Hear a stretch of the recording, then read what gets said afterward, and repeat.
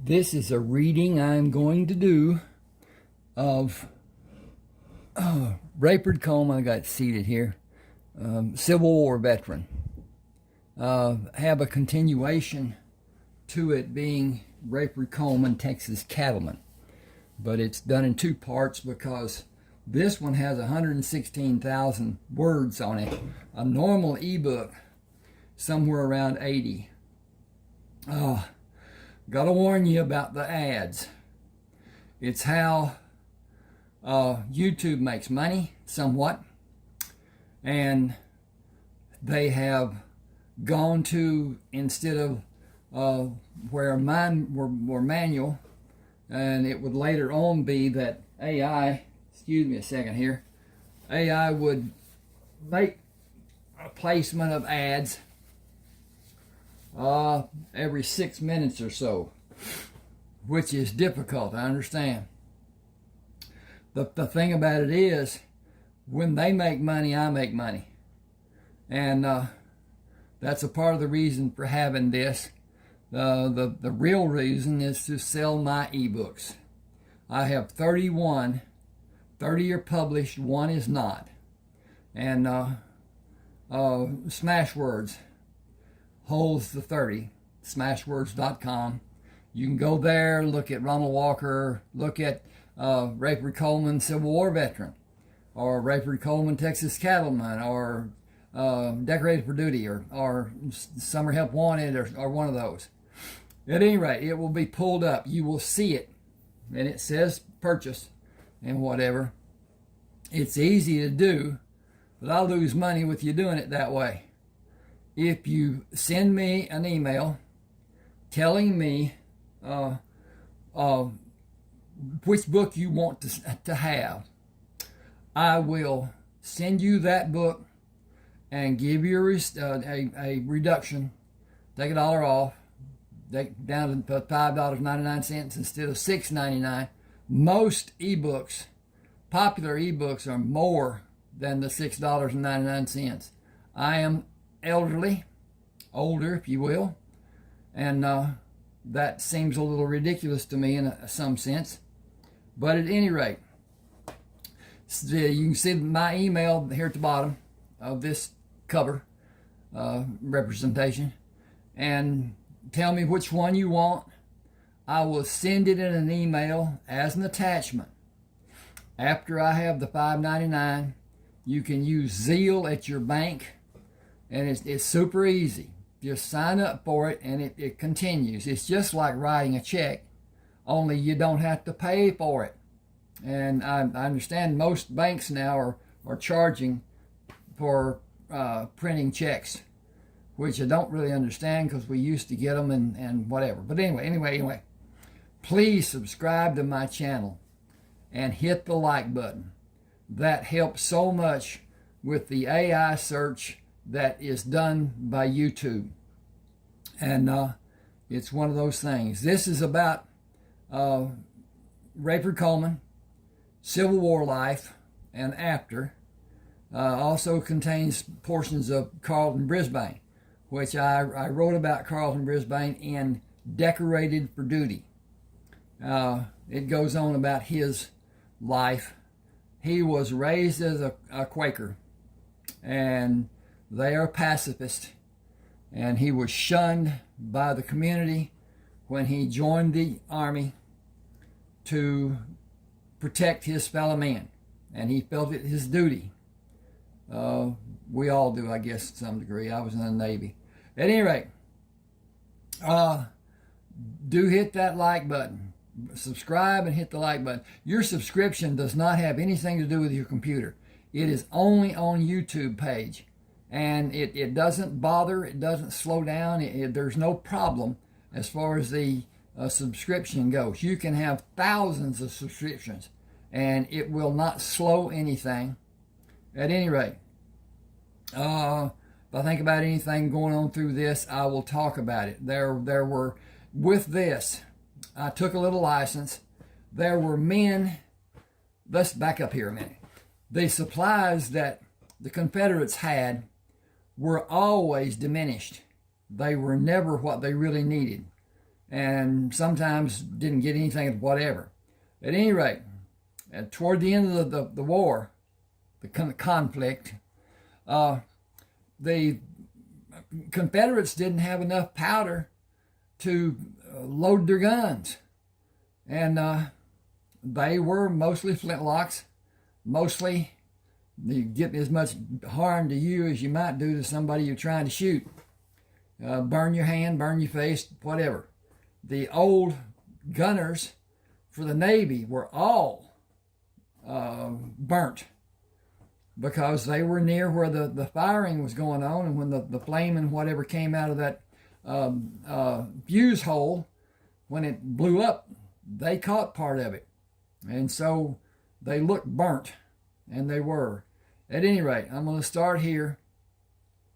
This is chapter 1. It's going to be lengthy because that's what people have asked for. They want to be able to stand and prepare food, wash dishes, do whatever they're doing, and work on the car, whatever, and listen to it being read. So here it is, but they want longer. I've been doing 35, 40 minutes or whatever because YouTube has a restriction on length of videos to some degree, but I don't know what they are and don't have a way to find out. Hold on to it. Whatever. This is starting near the end of the conflict, as General Grant called it. At any rate, here we go. Charge, came the order from Major Collier. Carlton Brisbane held his position. Wait. Not everyone goes in the first wave. Hold your position to the count of 10 and do as we were ordered. Do what we practiced and run in a bent position and do a belly flop on the ground when you're close enough to engage. Be a small target and bring your wrath down on the Confederate line. If you raise your rifle into the air to reload, you will tell the Rebs where your position is. Load your rifle with it flat on the ground or as close to the ground as you can manage. Do not raise it up and do not raise your head until you are ready to fire. I'm going to change this. Give me a second here.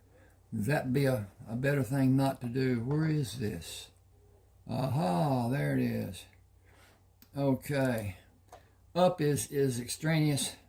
So I'm going to... Okay, go back. Do not raise it and do not raise your head until you are ready to fire. Find the target with your left cheek on the ground and use your right eye to look for your next target. Breathe. Okay. I'm going to save this. Just a second. And done. Okay. I'm going to interject here. This was Rayford's method of fighting. Indian style, they called it. And it was not done as is most encounters.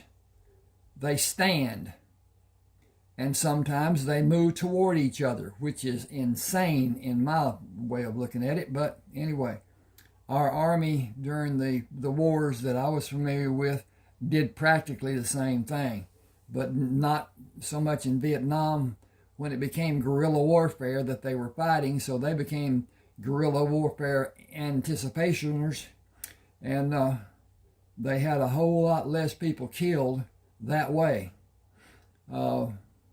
It's a shame that we spend so much money, so much effort on finding ways to kill another human being. But that's how it is anyway. Right now we have a conflict with Iran because they are close to making a nuclear bomb. And they are a rogue generation. The whole purpose is to kill non-believers. And it's one of those things. At any rate, where I am. Load your rifle with it flat on the ground or as close to the ground as you can manage. Do not raise it and do not raise your head until you're ready to fire. Find the target with your left cheek on the ground and use your right eye to look for your next target. Breathe in to fill your lungs and raise your rifle to sight it on the target and let part of the air out of your lungs. Hold it and steady the tip end of the rifle while you keep it in line on the target and slowly squeeze the trigger. Let the rifle do the work. Keep your nerve and execute your duty like your life depends on it. Keep your head down and stay small, and you may live to see the end of this day. Stay on the ground until you know it is safe to do anything else. But don't get up right away. Wait to be certain it is safe to move and you cannot see a target to shoot or have someone shoot at you. Men have been killed by men they thought were dead. Think about what you're doing and wrangle your body around to be able to roll away from the battle line to stay out of sight of anyone waiting to have a better shot at you. Roll until you are out of range of their guns. They are short on powder, and the range the bullet they shoot at you will travel is far less than the bullet you will fire at them. He looked at the line of men standing on the opposite side of the open field. We can go now. Do not stand straight up. Bend at your waist and knees and keep low, and stay low until you find a good position to fire from. Watch where the cannonballs are landing and move away from that area, but not far. Bent at his waist and knees, he moved straight at the men standing in a skirmish line, attempting to reload and fire again. He dropped behind the prone body of a man who was struck by a cannonball. He left one of the Henry rifles on the ground on his left side and raised the remaining Henry rifle, took aim and squeezed the trigger. He quickly pressed the left side of his head against the soft ground and levered a cartridge from the tube into the firing chamber, selected a target and fired. After firing the rifle 6 times, he continued watching the Confederate soldiers and measured the time he judged needed for the heat in the barrel of the rifle to lessen. After firing 16 times, he moved the rifle away from his body to place it safely on the ground. He moved his left hand as low as he could reach down the barrel of the second rifle and pulled it up a few inches, moved his hand lower on the rifle and inched the rifle higher. He caught the end of the barrel in his right hand and pulled it as far as his right hand could reach. Feeling the leather covering the butt end of the rifle, with his left hand he began swinging the butt away and gradually pulled the rifle in a circle over his head and around to his right side. He moved up on his elbows, pulled the hammer back, took careful aim at a clear target, and squeezed the trigger. Jacking the empty shell out, he levered another cartridge into the firing chamber, located a standing target, and squeezed the trigger and waited for the barrel to cool before he fired again. He shot 16 times and reloaded the first rifle to fire 9 times before he stopped to watch the line of men move out of sight. Rayford Coleman asked, "Why did you stop firing the rifle? Are you out of ammunition? I have enough for both of us." Carlton smiled. "Thankfully, the rebels are retreating." Gathering the spent rounds, he placed them in a leather pouch he kept on his left side and loaded both rifles. The day is over without a winner being declared. We lost men and they lost men. No doubt we will do it again tomorrow. Staying where I am seems to be the best plan for action for the next few minutes. I have been shot in my back 3 times, once in my butt, twice in the back of my left leg because I did not wait as long as I should have. The problem I have is knowing how long is long enough. Crawling on my knees and hands while holding the rifle muzzles to drag the rifles got me shot in my leg and butt. The experiences are not beneficial for the rifles or for me. Sergeant Bennett came to shout at them, "Major Collier wants both of you." Rayford shouted back, "If I'm not getting commotion, it is not worth the effort it takes to go there. You better get your ass over there. You know how bad he can be when he's mad. He can be any way he wants to be. He knows where his bread is buttered. Please don't rile him. We need you to be with us. You and Coleman too. I will tolerate almost anything he has to say, but he will not exercise any of his self-righteous dominion over me. We have been down that road twice in the last 2 days. The old saying is, the third time is a charm. Carlton carried both rifles and did not salute Major Collier. Yes, sir, Major. Sergeant Brisbane, you are assigned to the 2nd Battalion Field Hospital. Take Sergeant Coleman with you. I told you to exercise chivalry, and you both disobeyed my orders with your animalistic tactics. I cannot discipline you or Sergeant Coleman, but I can move you out of my command. You are disruptive men. When you are reassigned, make sure it is not coming back under my command. Yes, sir. Thank you, sir. Rayford turned sharply and marched away from Major Collier with Carlton beside him. I intend to use the tactics I've been using, and no one will get me killed by having me stand as a target to be shot. General McClellan was as bad as every officer we had commanded us. Wait a minute. General McClellan was as bad as every officer we had command us. So sure, that could not be commanded. Who? Possibly. Okay. War is not gentlemanly. It is not courteous or chivalrous. It is stupid for anyone to believe. That is stupid for anyone to believe. Carlton remained grim. What is even more stupid is working under a doctor in another field hospital. I will not accept being assigned as Major Collier ordered. I am going to see General Grant. Get your gear, find him out, and come with me.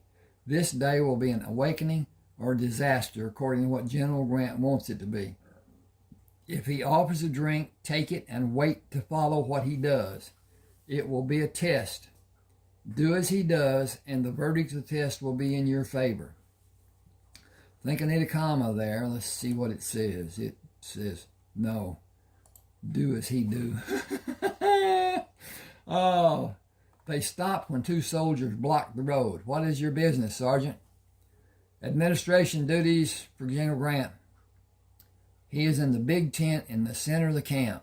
The soldiers watched Carlton and Rayford ride toward the encampment. You did not follow instructions. I know those men, Sergeant Brisbane and Sergeant Coleman. What are they that you would disobey orders?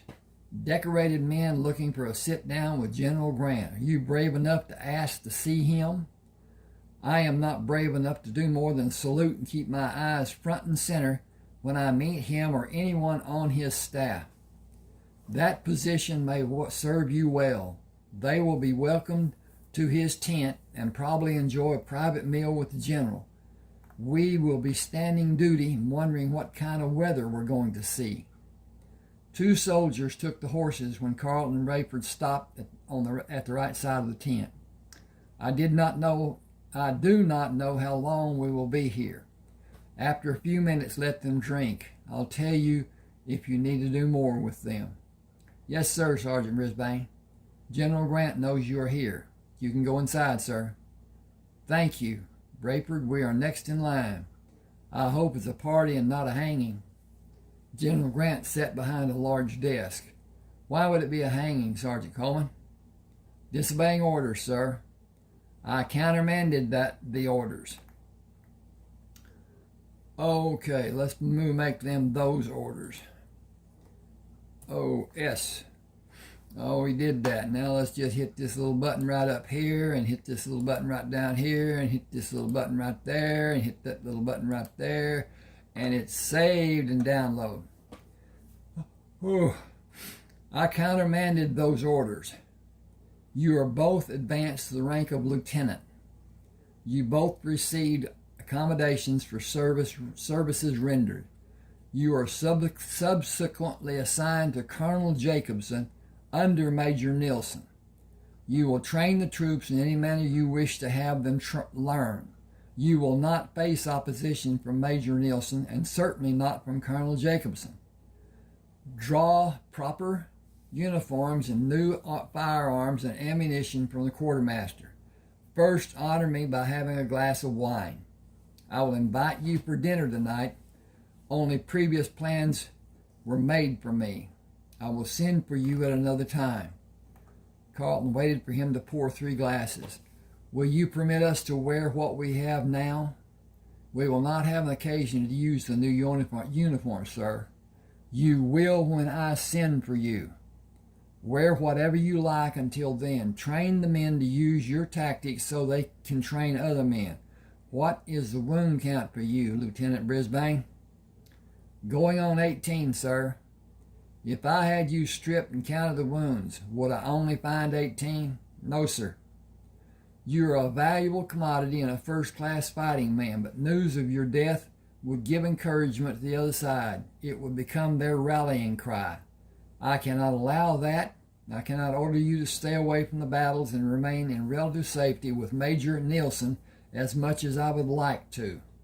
I doubt that you would obey my order if I did. Our being a part of the fighting force is the only way this conflict will ever end. I wish you could tell me that you have done enough. Let me rephrase that because I think I read it wrong. I wish I could tell you that you have done enough, that you have sacrificed enough. I have no precedent to perform such an act. I can reward you for your service and sacrifice as the President has done before and did again today for both of you. Bottoms up and join Major Nielsen. Thank you, sir. No more wounds, either of you. Rayford shook his hand. That is easier said than done, sir. You have the rest of today to prepare the group of men, and you could stay with Major Nielsen until you have the men of that group prepared and sufficiently practiced before you begin the training of another group. You have no need to take the field. Carlton placed the empty glass on the desk. I would feel like a coward, sir. We will do both with preparations and actions. I had no illusions of what you will do. Get busy. I'll always have someone wanting something. That's how my day normally goes. These are your directives and consignment orders. I wish I had 1,000 men like you two. We can have 100 men trained in short order, sir. I have an order for rifles coming that have a greater range than what you have now. I will form special attachments of qualified men. I will need both of you to act as instructors for those men using the specially designed tactics which both of you favor. Carlton saluted. We should report, sir.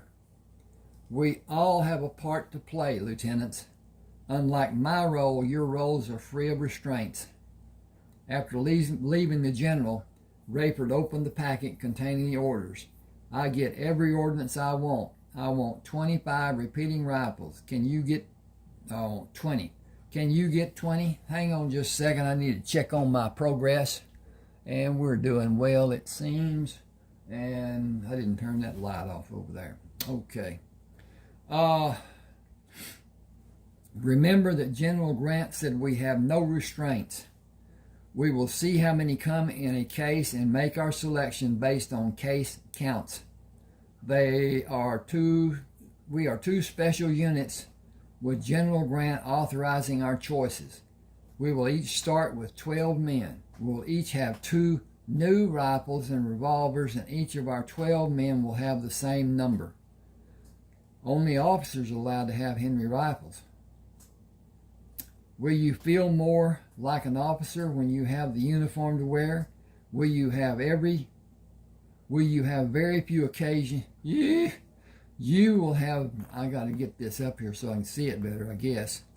You will have very few occasions to wear it. Mount up and lead us to the quartermaster building. You can see it over the tents. Remember, we have no restrictions. We will need a wagon to carry all I want. We have no restrictions. A wagon, a team to pull it, rifles, pistols, ammunition, uniforms, belts, boots, hats, gloves, stockings, riding equipment, food, eating utensils, canteens, medical kits, surgical kits, and anything more we can find. We will have everything we want.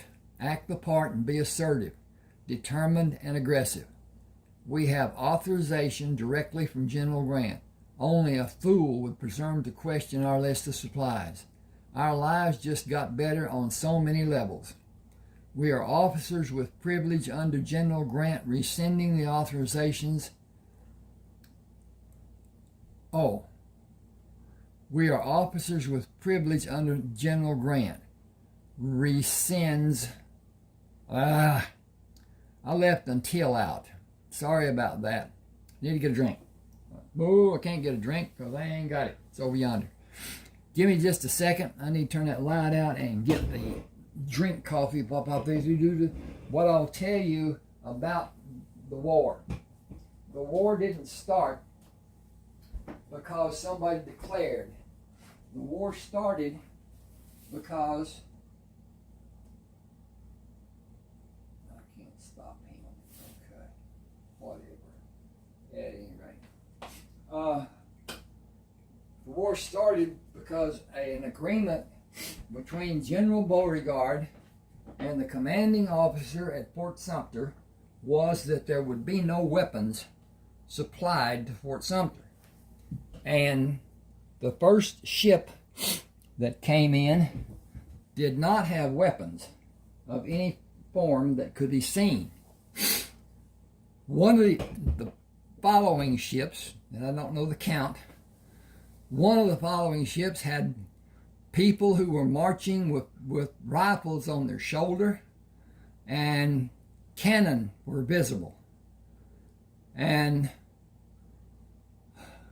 the South fired, starting the Civil War conflict. It was Lincoln's desire that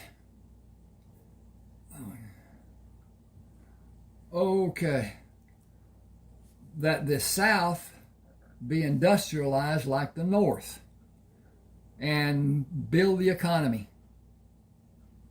The South was a agricultural community and did not have manufacturing, and to a degree still doesn't have. To a degree it does, to a degree it doesn't. Not like up north. The steel mills and the other stuff that was being done back then, whatever. But at any rate, that's another thing to do. Okay, I'm going to start here again. Okay. We are officers with privilege until General Grant rescinds the authorizations we have, and we will lead the best equipped units in the Army. The Confederate troops will wither under the firepower our units will have in a few weeks. Given a month to instruct and train our men, and we will be forced to hunt for an opponent. The fighting will be done in regions far from where we are now. We will still be targets as we are enlisted men, as we were enlisted men. We will still fight, and we may be wounded or killed.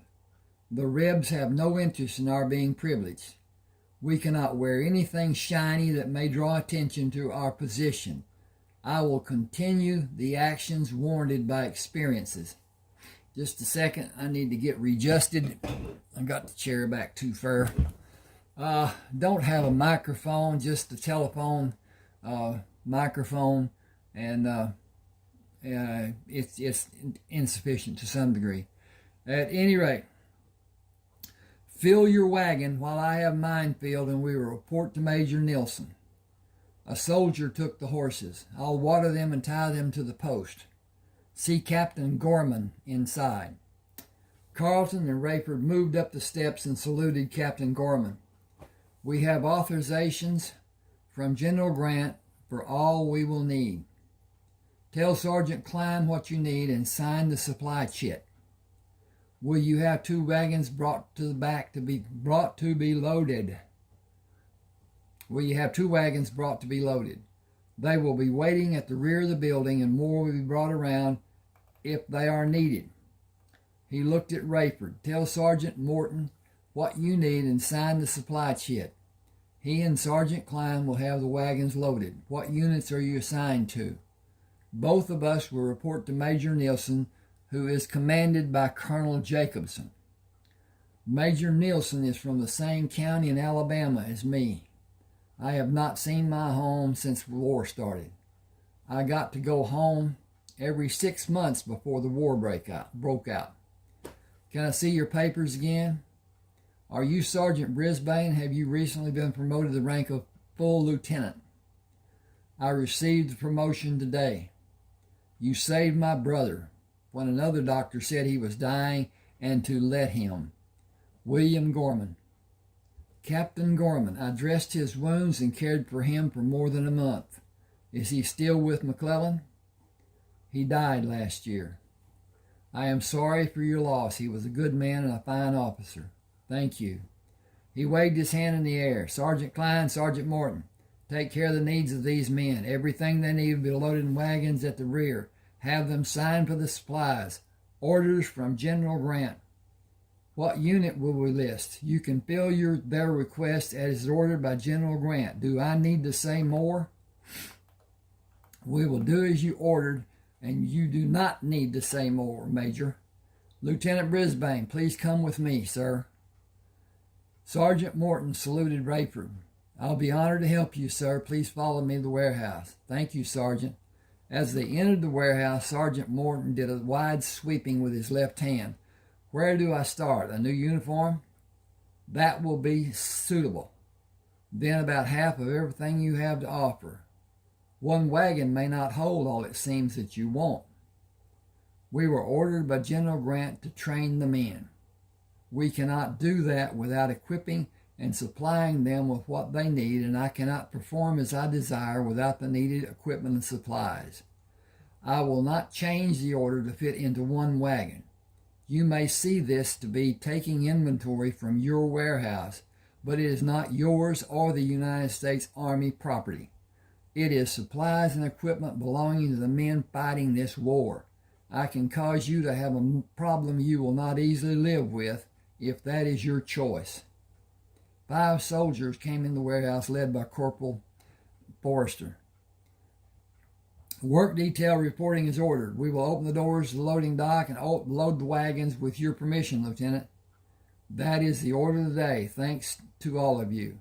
I will mention you to General Grant when I see him. He waited for the detail to open the doors. Will you cooperate, or will I find someone who will? I will do as I've been ordered. That will be sufficient. Wear the insignias and uniforms for officers. Carlton walked with Sergeant Klein into the warehouse, followed by 5 men. We should start with the cases of Henry rifles and Colt revolvers, not Springfield rifles. How many rifles are in each case? 12, sir. Put 5 cases in each wagon. 50 Colt revolvers and 25 cases of ammunition for the revolvers and 60 cases for the rifle in each wagon. Load a second and third wagon if that is needed to take the wagons to Major Nielsen's camp. Bring 2 additional wagons and we will continue.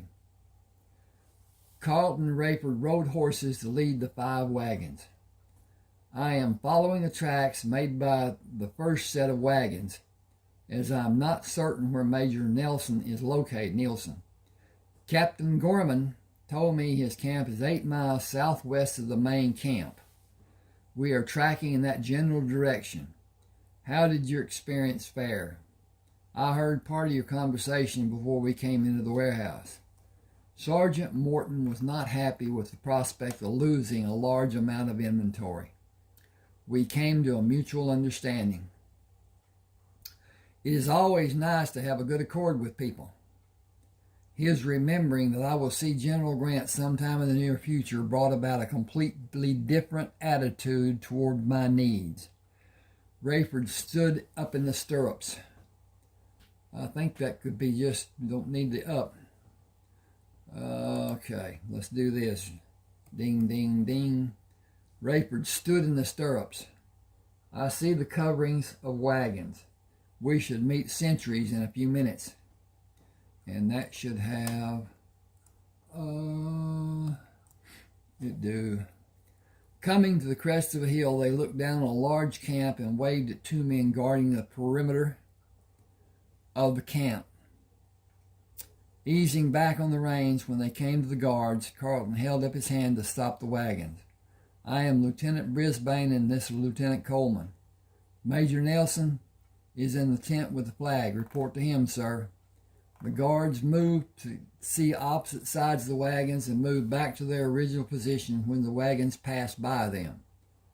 "Lieutenant Brisbane has been wounded more times than any man in American history. It is rumored that he has killed more than 1,000 men." "Can one man kill that many?" "When he enlisted, he was carrying his own weapons. Rumor has it that he killed as many as 40 men a day on some days. With all the battles that have happened, it is not beyond reason for him to have killed that many and many more over the last 3 years. It has been said that tomorrow we will face the best soldiers the Confederacy has. That's the reason General Grant sent so many soldiers to help.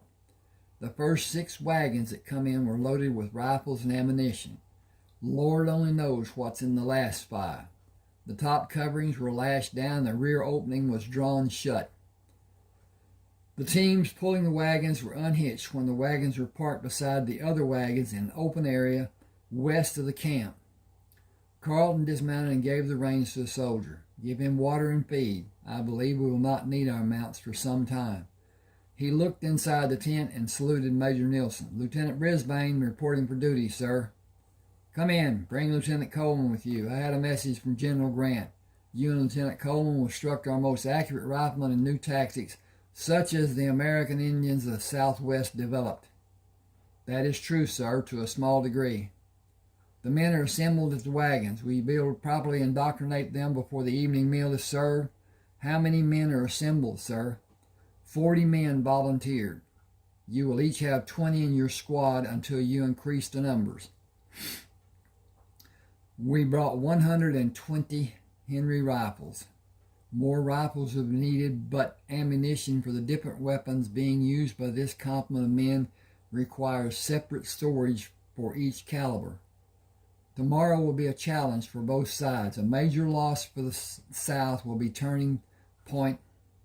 I'm going to put something here. Just give me a second. Let's see where we are. Hang on with me just a second. And there's that. Hit that button. Go down here.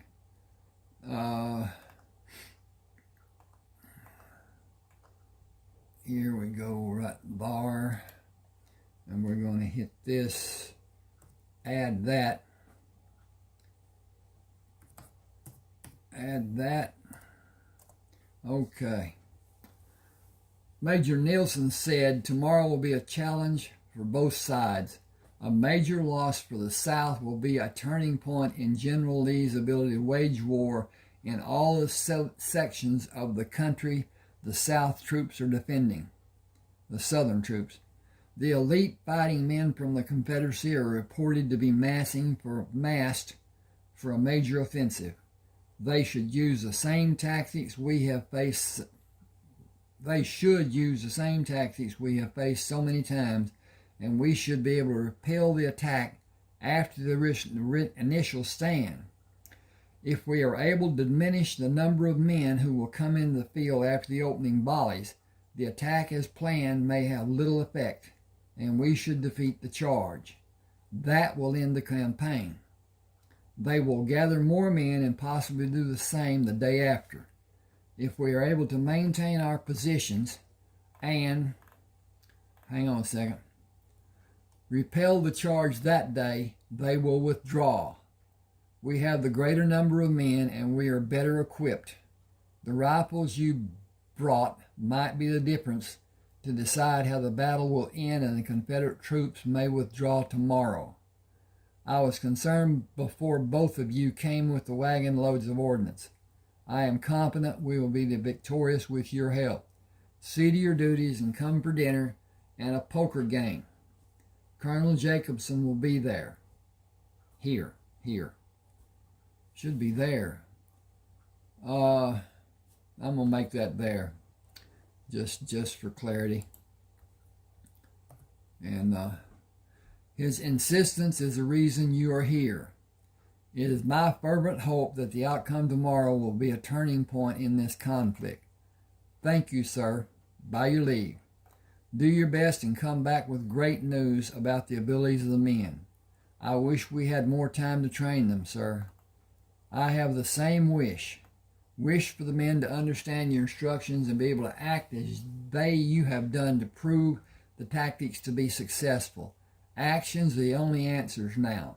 Tomorrow until this horrible war is ended. Hang on just a second. I'm going to do some stuff over here. Be with you in just a second.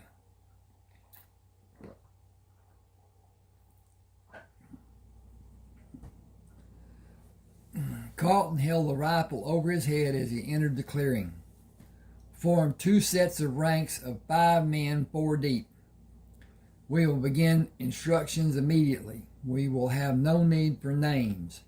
This exercise is being carried out to teach you a new method of preparing for acting in and accomplishing success in the field tomorrow and the following days. I see I have 23 men and Lieutenant Coleman has 22. Each of you will have rifles issued to you after this exercise. Form 2 circles and give us your complete attention. We will listen to questions after these exercises are completed. We will teach you how to approach the position you will take in the field and how you will manage your actions during the battle. We will act as an example for the actions you should perform tomorrow. Open a space to allow us to enter the field and establish a position to fire from. Your new rifles will hit a target at a greater distance than the opposing men will be able to shoot. We will demonstrate how to calculate a necessary distance after demonstrating what your actions should be. Both Carlton and Rayford moved outside the 2 circles and approached in bent postures. Keep your head down, shoulders forward, bent at your waist and at your knees. Present a target that will be too small at a specified distance for a man to accurately fire his weapon at you. When you reach your desired position, drop into a completely prone position, flat on your chest and thighs with your toes pointed outward from your body. Keep your toes in that position until the skirmish is over. Move from side to side, always facing the enemies as you progress to the firing position. Be the smallest target that you possibly can. Carry your rifle in one hand with the muzzle pointed at the position you will take, and when you start to fall on the ground, drop the rifle to place your hands on the ground. Turn your face to have your cheek on the ground and locate the rifle. Rub dirt on your forehead and face before you begin your approach to your firing position. With your cheek on the ground, apply dirt again and pull the rifle towards you.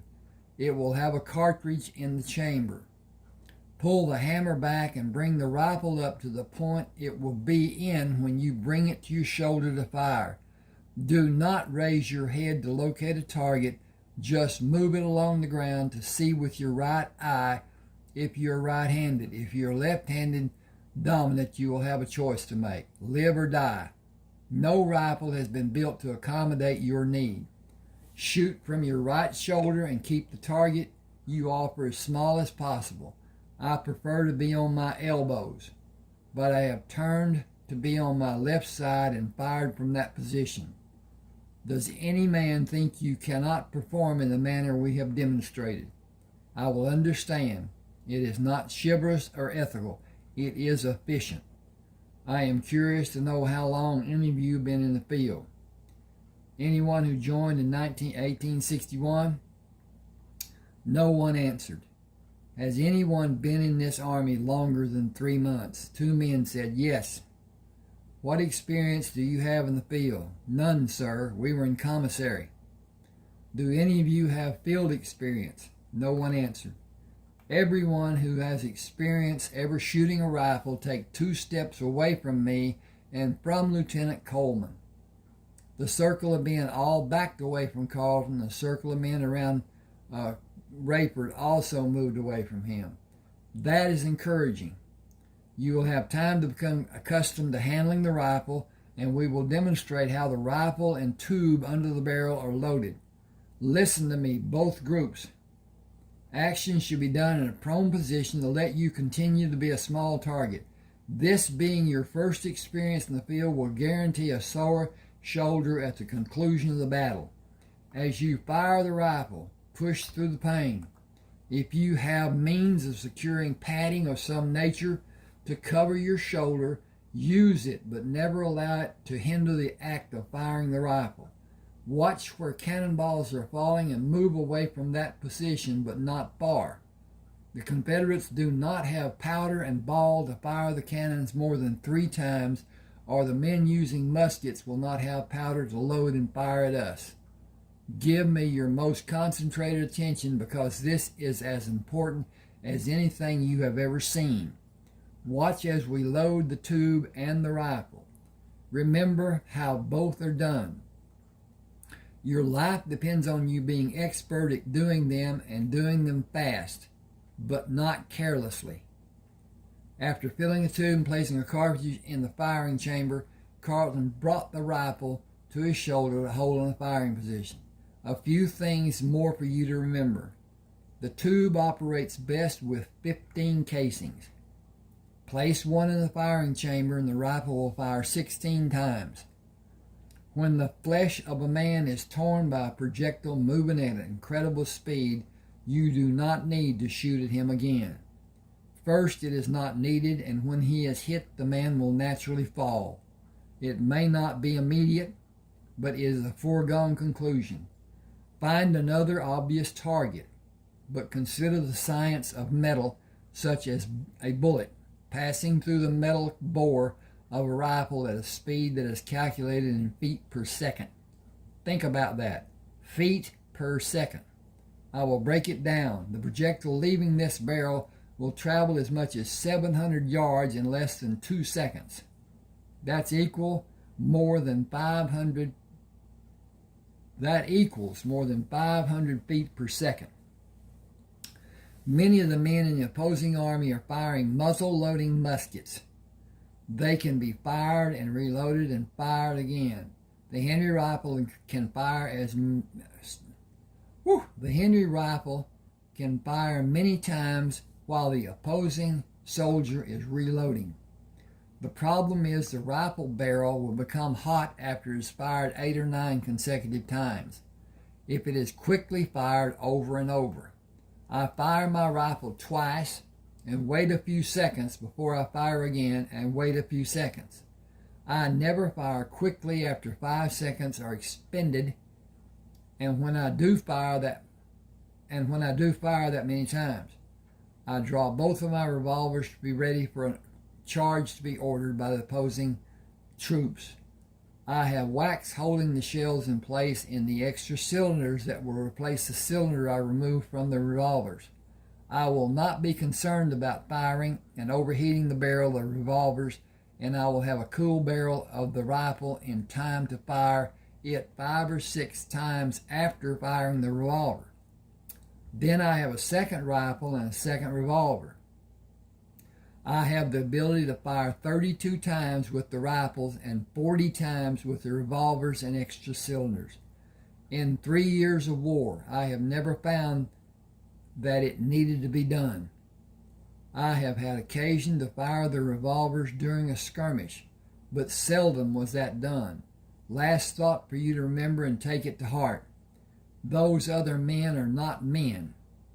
They are enemies who want you to be dead. Killing you is their single purpose, and they are driven to do it. Give no quarter, as they will not. They are fighting for a cause. You are an obstacle standing in the way of them reaching their goal. From time to time, scan the field for someone inching up on your position to engage you. That is the reason we have sentries posted. Do not immediately stand when the men on the other side seem to leave the field.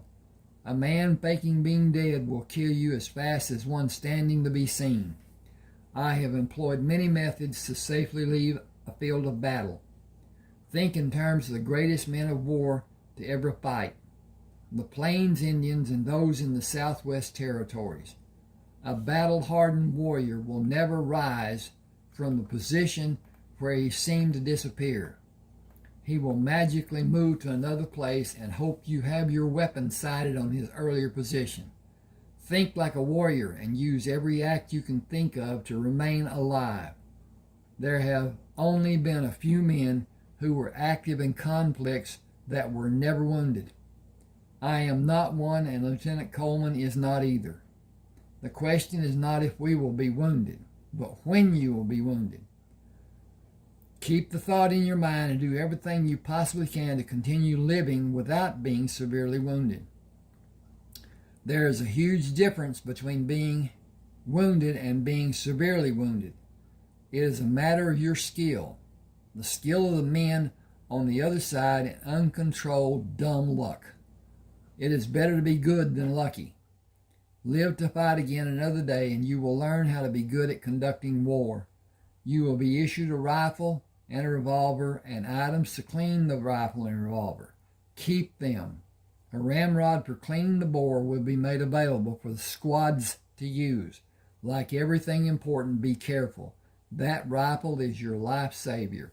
Okay, hang with me just a second here. It looks like we're into this a bit, and we are to a degree.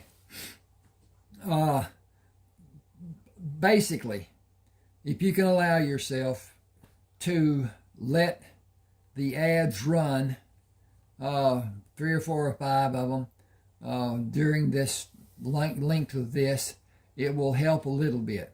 Please subscribe and hit that like button. Those two things help so much. And as I said before, on your computer, the subscriptions and the information and whatever does not go on your computer.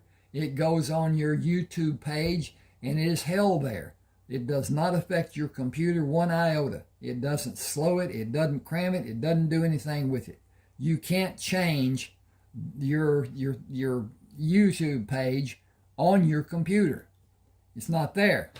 Until you pull it up, it's not applied. So at any rate, I'll continue here. Rayford stood and held the rifle low. You know the basic method we have suggested.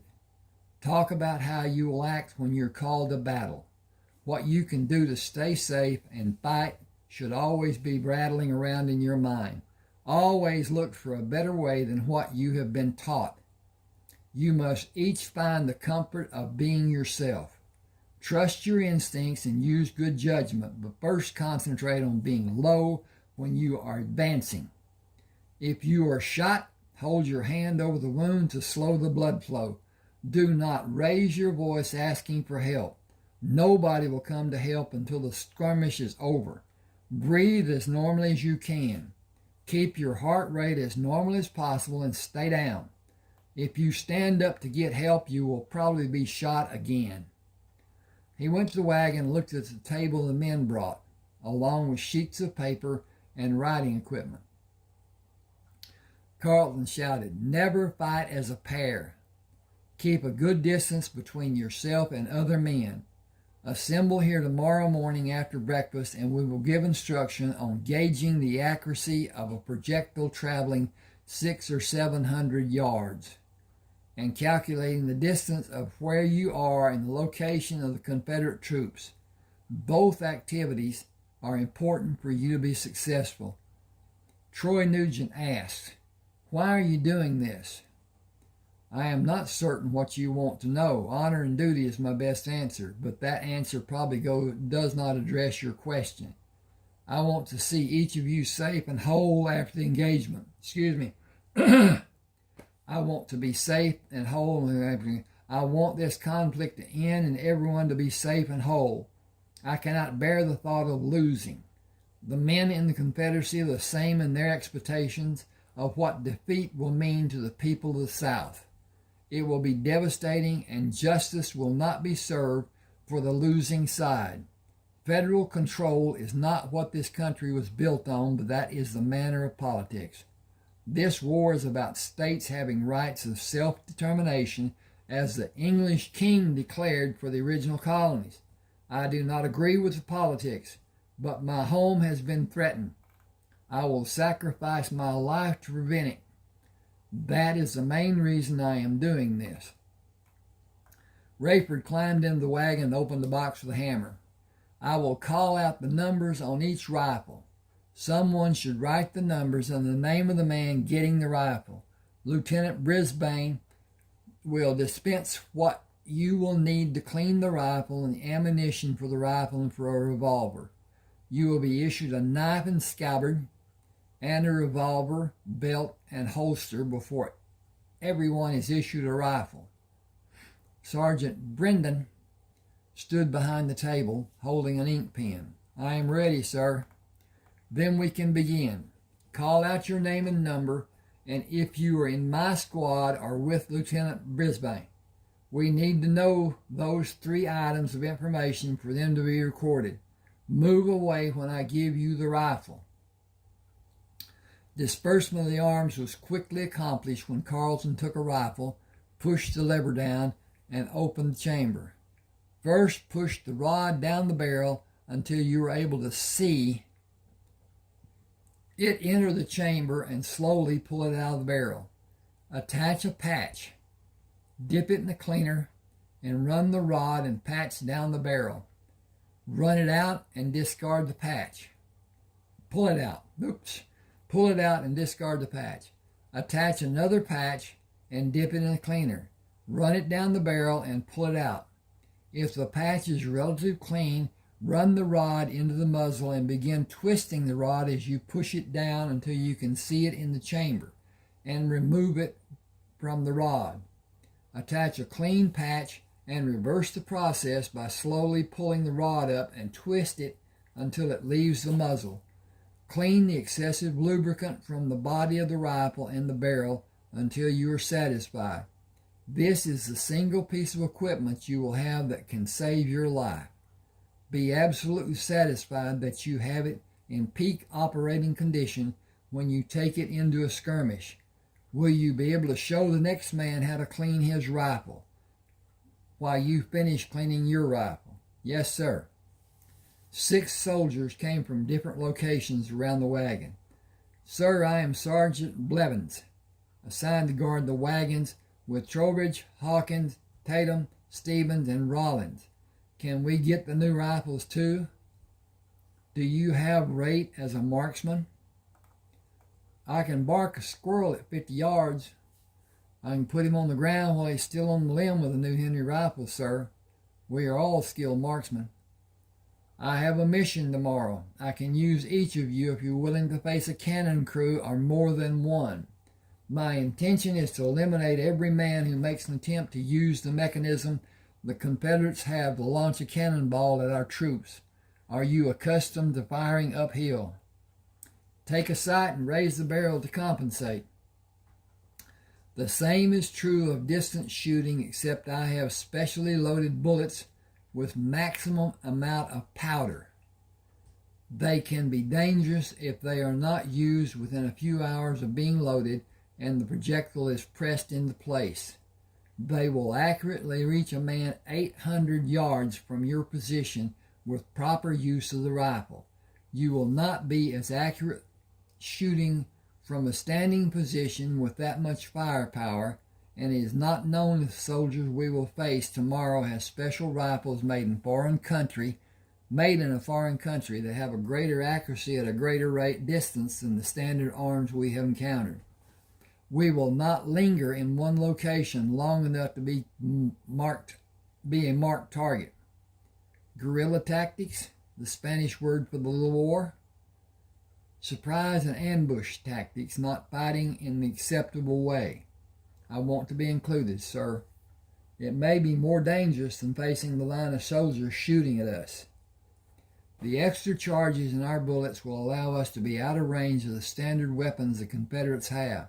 I doubt that they will have a long-range weapon because Europe has promised they will not become involved in this conflict. The French promised General Lee that they would give the South support, and all the prominent countries voiced their opposition to it being done. The French would contend with the American Navy, and I believe that would be a catastrophe for them. Did you watch the performance Lieutenant Coleman and I enacted about staying low when we approached the firing position to engage the Confederate Army? I believe we are aware of the intention. Excuse me a minute. Oh, I've got to check on this thing. And we are about halfway finished.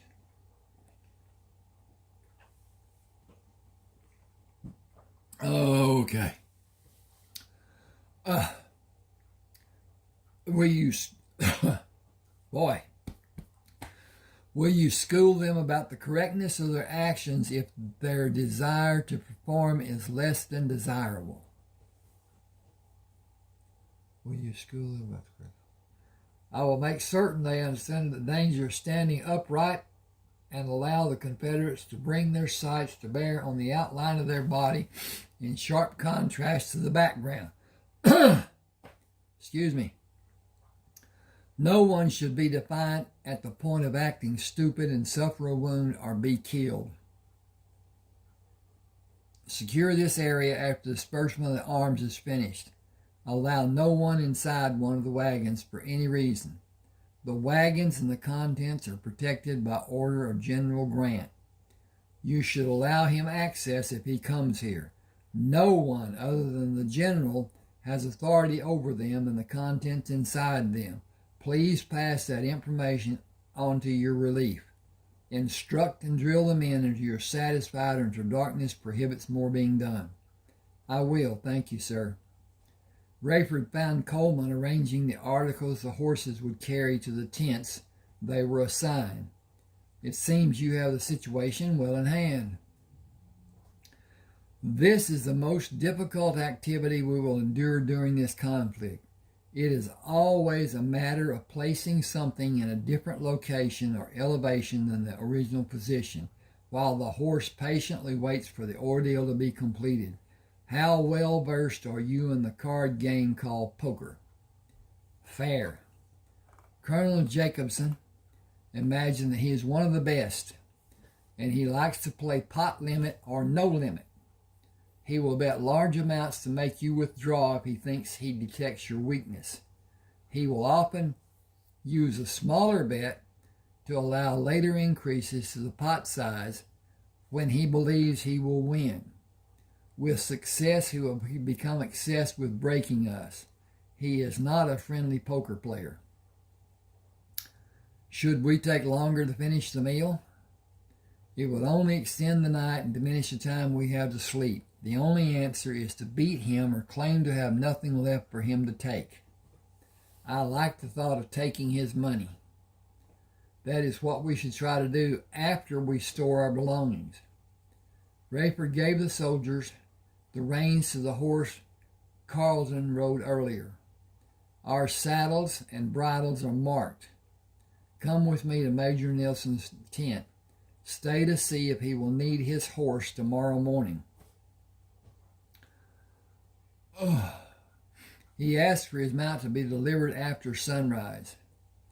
We will have an early start and be in the field ready for the Confederate troops to assemble.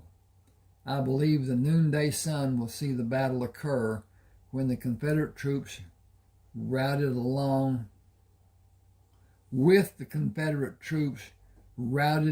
before the morning is over. I hope so, sir. Rayford stepped down and gave the reins to the soldier. Thank you and have a good night. The man remained silent and turned the horses to take them away. Carleton opened the flap of the tent and came outside. It is time for us to wash for dinner. They are both about 3 sheets in the wind. I think they will drink more than they eat. I also think you and I should take our leave and retire early. They may not feel we should. How do you feel about a fight between you and me, and if we are able to carry our argument outside the tent to settle it with a manly art? They may not be able to stand and follow us, and we can slip away into the night. Keep a bottle close by to enhance their coffee if they drink coffee. Neither Colonel Jacobson nor Nielsen acknowledged Rayford when he entered the tent and continued reminiscing about past campaigns and days gone by. They continued their pretentious conversation when the meal was served. Carlton and Rayford ate slowly and agreed with one officer or the other when it seemed to be wanted or to have relevance in the discussions. When the colonel and major grew quiet, Rayford tapped Carlton on his leg.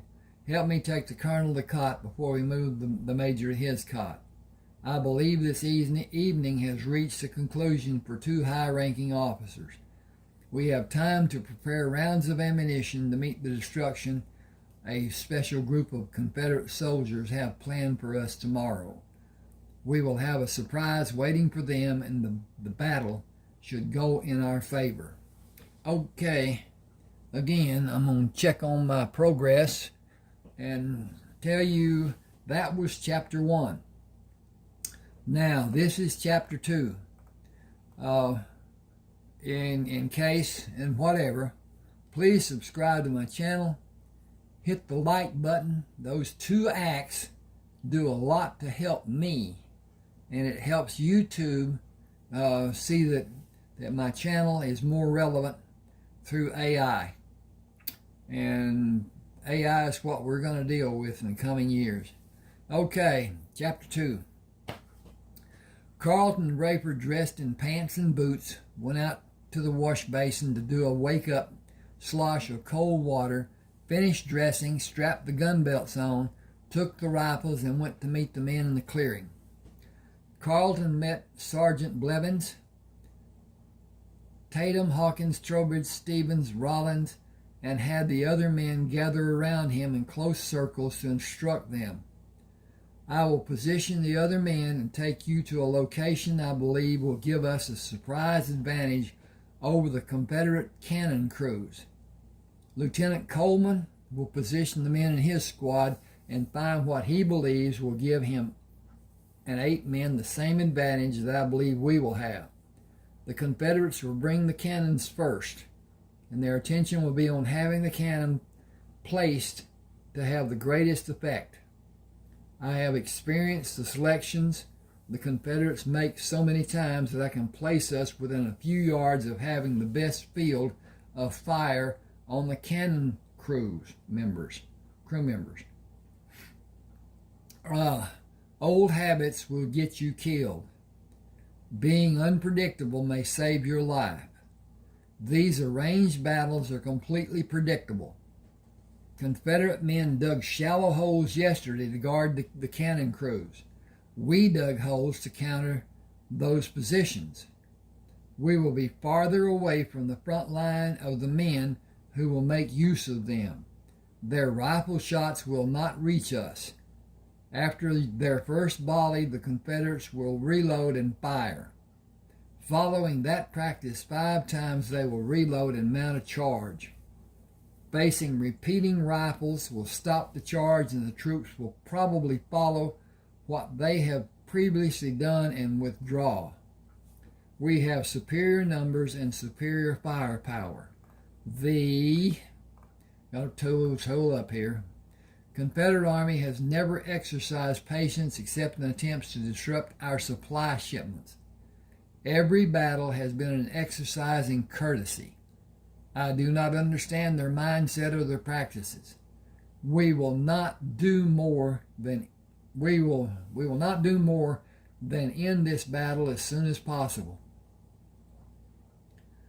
If everyone has their ammunition and is prepared to work to that end, come with me and we'll find the favorable firing positions.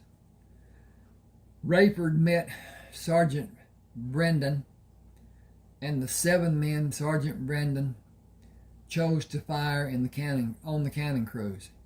The men in my squad, gather around. Take these bags of ammunition to load your rifles and keep the charges you have in the leather bags you will take out of this wagon. I think you will fire less than 16 times. We were up into the wee hours of this morning loading the ammunition. Use it wisely. Take targets that are well defined and let others take out the ones less defined until the less defined targets are all you see. Use your good judgment and stay low to the ground. Do not be well-defined targets for the other side. You should have heard Lieutenant Brisbane tell about the holes that were dug. Find one and keep your head down and be patient. Your legs may become stressed. It is a common occurrence in battles. Suffer a little or probably die. Those are your choices. Suffering will only last a few minutes, as this battle will only last a few minutes if our strategies work. It will give you a few minutes to load your rifles. I will give you a few minutes to load your rifles when we will take the field and wait for the battle to begin. Do not be brazen in any manner. Live to fight another day, please. Do not wait for orders. When the firing begins, do your best to end this skirmish quickly with good judgment and considerable patience. Choose your target with patience and adjust the elevation of the barrel of your rifle to make a successful shot. Discretion will come to the wiser veterans in the Confederacy, and their troops will withdraw. Do not move to stand immediately. Wait for the call of all clear. Even if you are wounded, do not stand for any reason. I need to change something here. If I can find the cursor. And there it went. Okay. Dink there, dink there, dink, dink, dink, dink. Leave it there. Okay. Call for help if you're wounded and wait for help to come or when you hear the call of all clear. If you are not wounded, draw your revolver and sweep the area that has men who may be waiting to have a clear shot on an unsuspecting man. Carleton positioned his man left of Rayford to stay within his view and watched the cannon crew pull a cannon backward up a slight rise. Sighting on the closest man pulling on the tongue of the carriage, he squeezed the trigger and brought the barrel down after the recoil to watch the man fall backward. He immediately brought the rifle up to sight on the closest man pulling on the carriage wheel, squeezed the trigger, lowered the barrel, and watched the man fall. He brought the barrel up and watched as a crew of men fell around the cannon, struck by the barrage of Union rifles. The men in the holes fired at the Confederate men who stood with their rifles ready to engage the Union troops. They were not able to find suitable targets.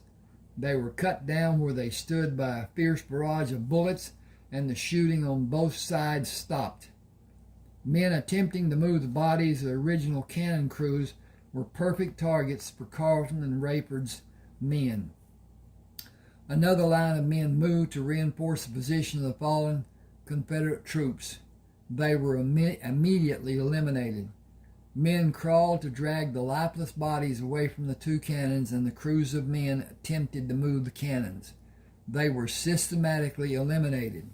A third line of men moved to take a prone position to fire on the Union troops with a second line kneeling behind them. The noise of both Confederate and Union troops firing was unlike anything Carleton had earlier experienced. He saw Rayford struck by a bullet to the top of his head. He continued firing and was wounded in the upper left quadrant of his chest.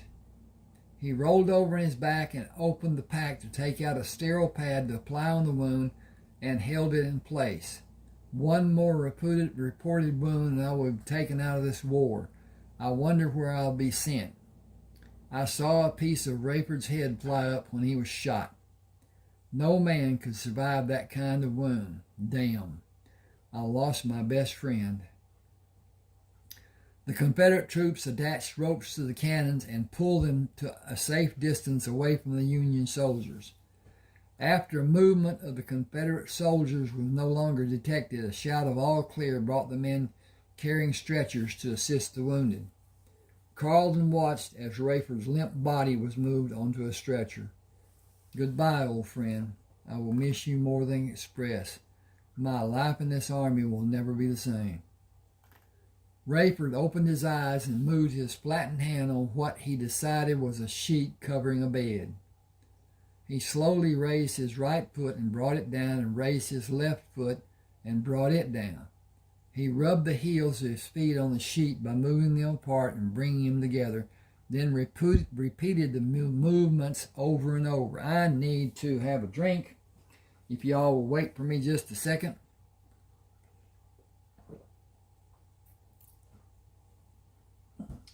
Okay. He heard the voice of a woman. I guess you decided to rejoin us. You have been unconscious for 3 days and nights. Can you tell me if you have pain? I am not able to see clearly. Looking up, I can see something that is the color white. Is it the ceiling? Yes, do you want anything? I am thirsty and hungry, and the right side of my head itches. Are my arms tied? You have restraints. You removed the gloves, and the nurse who was sitting with you placed the restraints on your wrist. You have an open head wound that should not be touched. I will notify the doctor that you are conscious.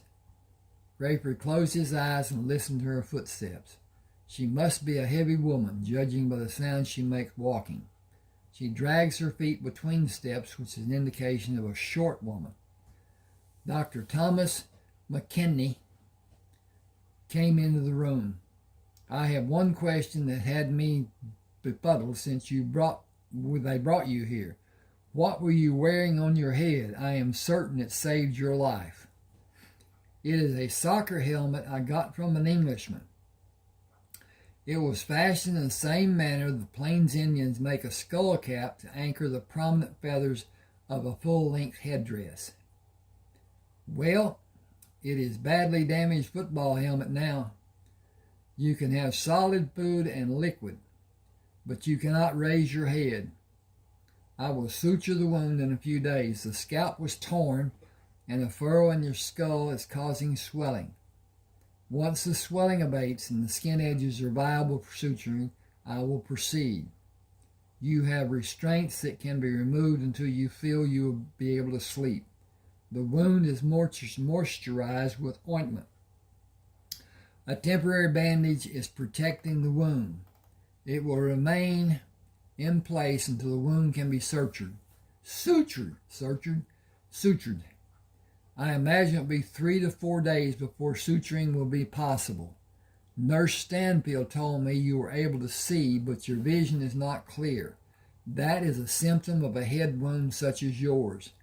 Relaxing and closing your eyes will be the best help for the condition to subside and normal vision returns. I have patients who need me. I will check on you tomorrow around this time. The best medicine for your condition is eating healthy food and giving yourself time to recuperate. It will require more time than you will probably want to endure. You will not be able to continue in the Army. You cannot tolerate the repercussions of firearms in the battlefield. You may never be able to. I will stand in the doorway and talk to you. Repeat what I say if you are able. He went to stand in the doorway and spoke softly. Wellington Methodist Hospital. Can you speak a little louder? That was a test of your ability to hear. Your ability may be recovered in time. He abruptly turned and walked down the hall. Give Mr. Coleman anything we have in small portions to determine what he can tolerate tolerate solid food and all the water he is able to drink an hour after he eats. Keep him calm as flat on the bed as possible, with no head movement. I would prefer that he not move at all. That is asking too much from him, I'm certain. Nurse Stanfield brought the tray with dishes and bowls covering it. You have not had solid food since we received you. You have no place to go, and haste will not serve you. I will give you small portions and wait for the signs of rejection or tolerance. It is the only means we have to test if you can tolerate solid food. Why shouldn't I? Open your mouth for lemon custard without meringue. You will have an indication in a few seconds. If you become nauseous, this experiment will be over until late tomorrow. I was encouraged when you said you were hungry. That is a great indication that you will be able to tolerate solid food. How do you feel? Hungry. I will not have a problem keeping food down. You must wait for even the smallest portion. You must not raise your head. The pain you will suffer will tell you not to do that. The apparatus you had on your head deflected the bullet, or your life would have surely been ended. What am I supposed to do when nature calls? As you have been doing, as we have been doing. They are normal processes. But I cannot turn on my side. You will only try once, and wisdom will come to you in a flash of excruciating pain. When will I be able to raise my head? After the sutures are placed, if you do not have pain. That may not be the case for some time after the sutures, possibly 10 days or more. 10 days is an eternity when I cannot move. Without the apparatus your head on you. Excuse me. I gotta take a breath. I hope the persons who asked for this to be done enjoy this. I enjoy this. I enjoy reading my writing, and I am able to read my writing differently than I was in the exercise of doing edits. And it can never be overdone. There's always something, a word missed, a punctuation mark not placed, one place that should not be there, some word misspelled. I have the worst time with parameter and perimeter. And the English language is so much just not... at any rate. Okay. Without the apparatus you had on your head, no movement would be possible because you would no longer exist. Count your blessing. Close your mouth if anything negative is coming to the surface. Sleep when you're able. Do figures in your mind. Play a mind game. 10 days is nothing. I will be back in a few minutes to finish giving you food. Removing the bandage on the afternoon of the third day after Rayford became conscious, Dr. McKechnie applied ointment and placed a new bandage. I will suture the edges of the skin tomorrow at this time after rounds are made. You can attempt to raise your head after the sutures are finished. If you are without pain, you may be released a few days later. Observation time is needed to check for infection. Continue as you are with your head reclined. It has not been itchy for several days. I have not suffered any degree of pruritus. Protection is imperative. You may be able to leave the hospital before the end of next week. It will be determined by the advanced regeneration of your scalp and how well you continue tolerating solid food. Can I go to the bathroom before I sleep tonight? That determination will be made after the wound is closed. Where is the helmet I wore? It is inside the wagon behind the hospital. I want to keep it. It is with your other belongings. Can someone steal it? It is guarded by soldiers day and night. Colonel Grant ordered it. You should not have a concern about the safety of your possessions. Will someone have one of the soldiers come to talk to me? They stand an 8-hour duty. The man on duty now will be relieved at 3 this afternoon. Perhaps he will come. Do you know their names? I am sorry. I will have a message taken to them. Thank you. Will you remain calm and still? I will. Thank you. You have 7 wounds that have projectiles which are only inches below the surface of your skin. They may cause problems later in your life. I will remove them if you authorize it to be done. Where do I need to sign? Your verbal permission is all that is needed. I will do the evacuations when you are able to turn on your sides on a table and when you're able to sleep lying on your chest. I sleep equally well on my back or front. I really have no preference. Give me a minute. I will attempt to perform 4 surgeries the first day and 3 others 2 or 3 days later. Other than the fact that I was shot, what happened to me? Why is my vision less than it was before? What will I find to be wrong when I can finally stand up? You will find that you are not able to maintain your balance. You suffered the trauma of being shot. Your equilibrium has been adversely affected and you will have dizzy spells until your body decides to allow the trauma to dissipate. Dizziness is a term used to describe a range of sensations, such as feeling faint, woozy, weak, or unsteady.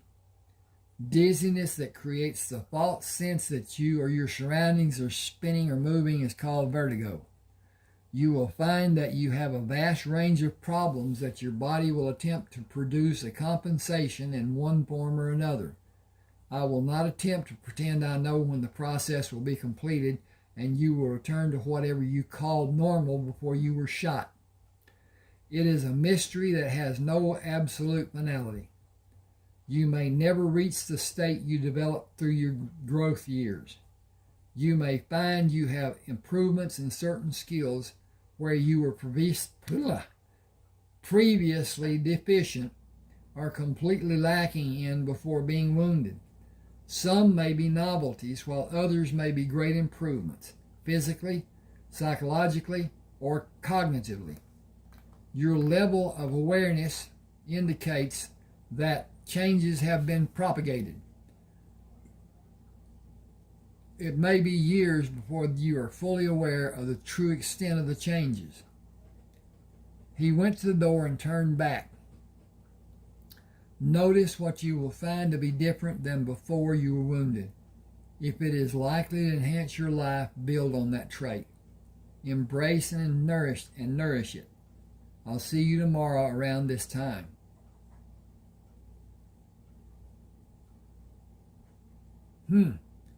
Got a noise somewhere. Nurse Stanfield checked the restraints on his right wrist and moved around the bed to check his left wrist restraint. I will loosen them when I feel you will stay awake.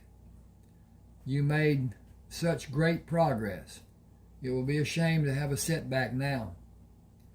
Why did you allude to my progress? So many indications. Solid food the first day, wanting to take care of your toiletries, exercising patience when getting out of bed is one of the strongest desires. I need to check on 2 patients. I will not be gone long.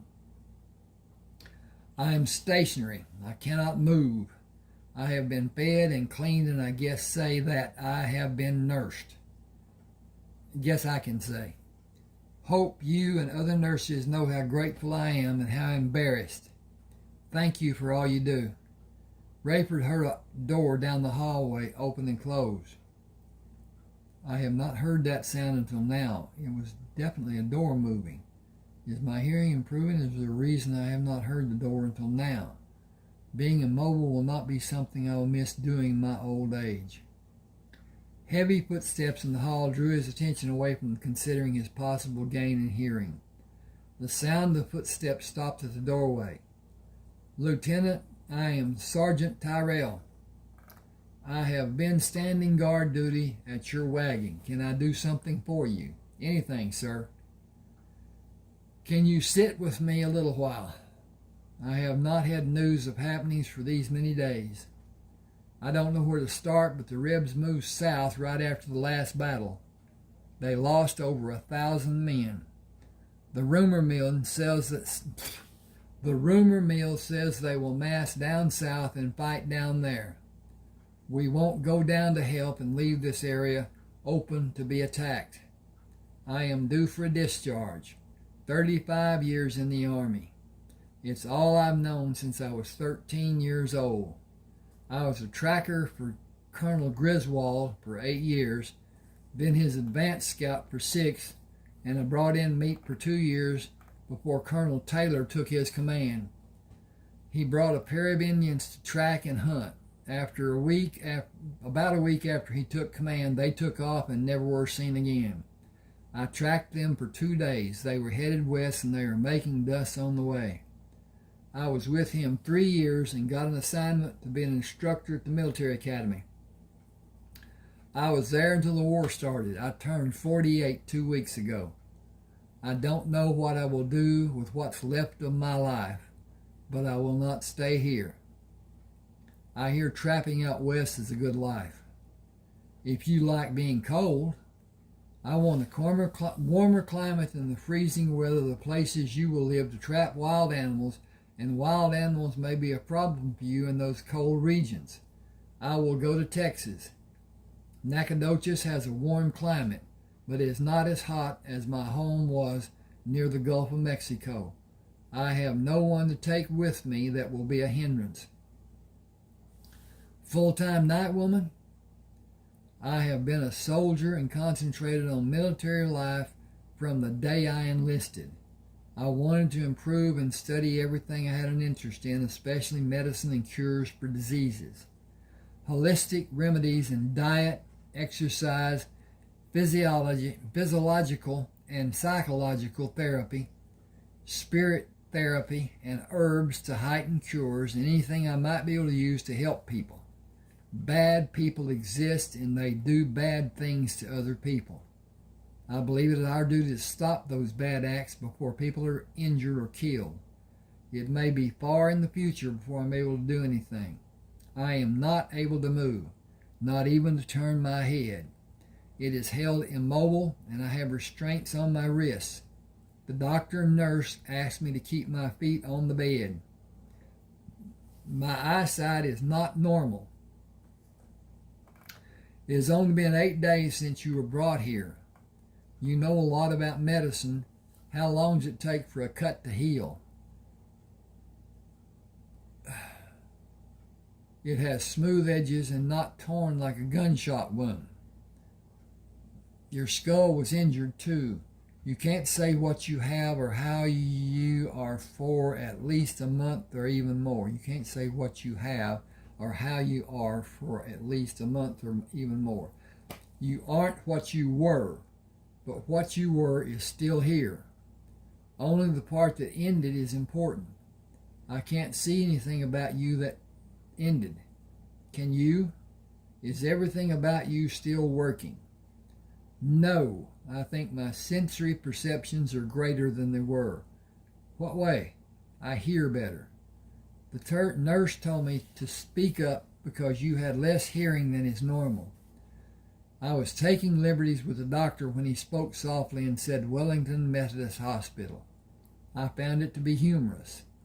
I cannot explain what it seemed to be, but I asked him to speak louder. He did not find my question to have even the slightest bit of humor. Are you enjoy being here? I am enjoying the fact that I am alive. The Confederates had the ability to shoot farther than I estimated they could. A half-inch lower in the bullet strike and I would be in another dimension. I am very much enjoying being alive, which brings my thoughts to the wagon you say is mine. I have no wagon that I'm aware of. Excuse me a second. I'm going to do this again. This time.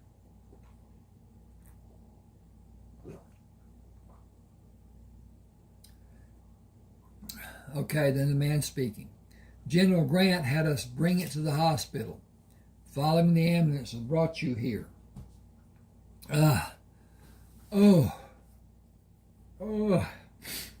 You were out 3 days before you were brought here. Everything in the wagon is yours. Your property is in the wagon. All of your property is in the wagon.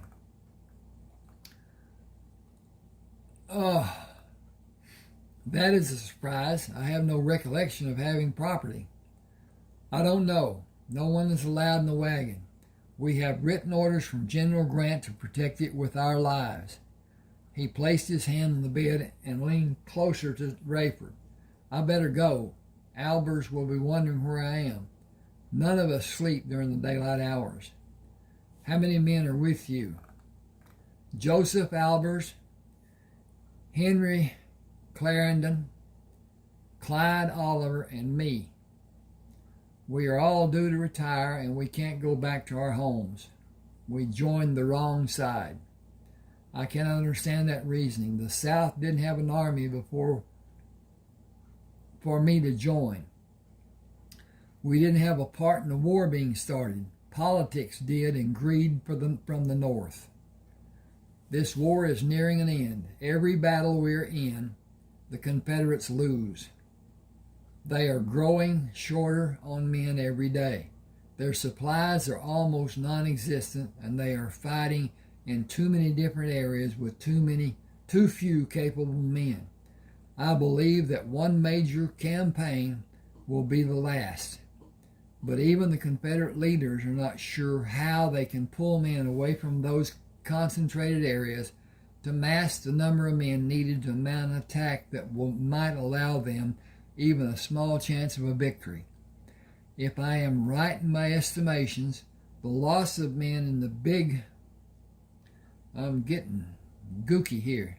The loss of men in the big battles will decimate the number of fighting men in the different areas they are holding, and all of the Confederate army will be lost.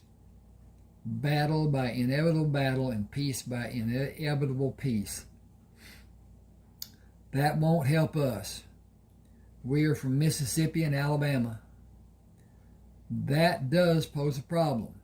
I plan to get clothes that do not scream out to anyone that I was a Union soldier, and I will take nothing with me that has a identifying mark of the Army, and go to West Texas for the rest of the summer and take cattle to Matagorda Bay and stay in South Texas for the winter.